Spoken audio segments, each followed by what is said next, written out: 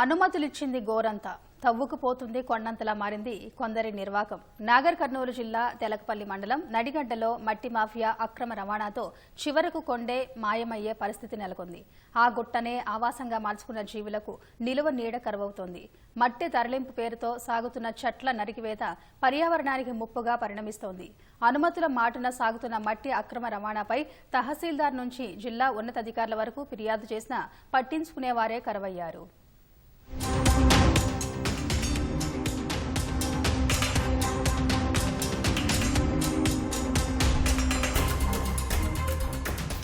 నాగర్ కర్నూలు జిల్లా తెలకపల్లి మండలం నడిగడ్డ అక్రమ ఇసుక మట్టి రవాణాకు అడ్డాగా మారుతోంది. అనుమతుల పేరుతో గ్రామంలోని రామగిరి గుట్టను మట్టి మాఫియా మాయం చేస్తోంది. అక్కడున్న అటవీ సంపదను తొలగించి యథేచ్ఛగా మట్టిని తరలించుకుపోతున్నారు. రామగిరి గుట్ట సుమారు 60 ఎకరాల వరకు విస్తరించి ఉంటుంది. ఒకప్పుడు ఆ ప్రాంతాన్ని సామాజిక అడవుల పెంపకం కింద చెట్లు పెంచి వనంగా మార్చారు. అలాంటి గుట్టను ఒకవైపు నుంచి తవ్వుకుంటూ వెళ్తూ నేల మట్టానికి చదును చేస్తున్నారు. అక్కడ మట్టిని ఎలాంటి అనుమతులు లేకుండా ఇష్టానుసారం ఇతర ప్రాంతాలకు తరలిస్తున్నారు.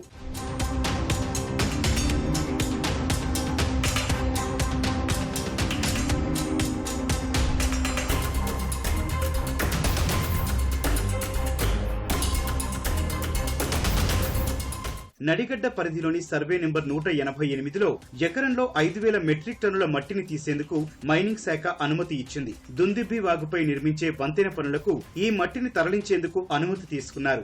మే 24 నుంచి జూలై 2 వరకు మట్టిని తీసుకెళ్లేందుకు అనుమతి ఉంది. పేరుకు అనుమతి 5000 మెట్రిక్ టన్నులే అయినా రోజంతా పదుల సంఖ్యలో వాహనాల్లో మట్టిని ఇతర ప్రాంతాలకు తరలిస్తున్నారని గ్రామస్తులు ఆరోపిస్తున్నారు. 60 ఎకరాల గుట్ట ఇప్పటికే 40 ఎకరాలు మాయమైందని, ఇలాగే వదిలేస్తే ఏడాది కాలంలో గుట్టే కనిపించకుండా పోతుందని స్థానికులు ఆందోళన వ్యక్తం చేస్తున్నారు.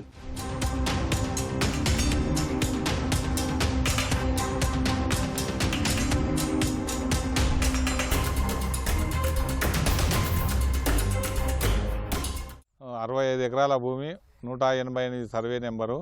అది సోషల్ ఫారెస్ట్లో కలిపి చెట్లు నాటడం జరిగింది. మట్టి మాఫియా దాన్ని అమ్ముకోవడానికి టిప్పర్లతో జేసీబీలతోటి మట్టిని తరలిస్తున్నారు. నెమళ్ళు, పందులు, కుందేళ్లు అన్ని వ్యవసాయ భూముల మీద నష్టం చేస్తున్నాయి.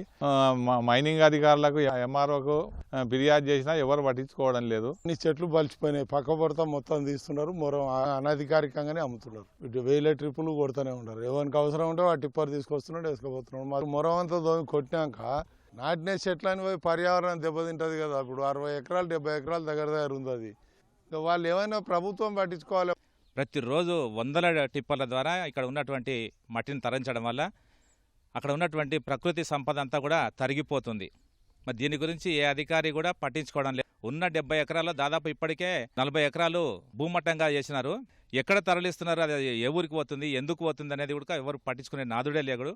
ఎవరైనా పోయి అడిగినట్టయితే దౌర్జన్యంగా మాట్లాడడం, కొట్లాటలు జరగడం ఇవన్నీ జరుగుతున్నాయి. మరి దీనిపైన అధికారులు చొరవ తీసుకోవాలని మేము కోరుకుంటున్నాం. అక్రమార్కులు అనుమతికి మించి మట్టిని తరలిస్తున్నారని ఆరోపిస్తోన్న గ్రామస్తులు రెవెన్యూ, మైనింగ్ శాఖ అధికారులు మట్టి అక్రమ రవాణాపై దృష్టి సారించి చర్యలు తీసుకోవాలని కోరుతున్నారు.